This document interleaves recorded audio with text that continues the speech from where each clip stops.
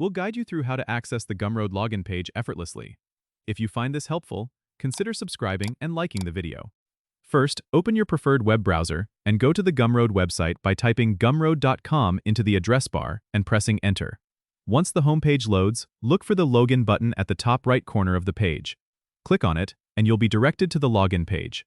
Here, you need to enter your email address and password associated with your Gumroad account. If you don't remember your password, don't worry. Just click on the Forgot Your Password link below the login fields and follow the instructions to reset it. Enter your email, and you'll receive a password reset link.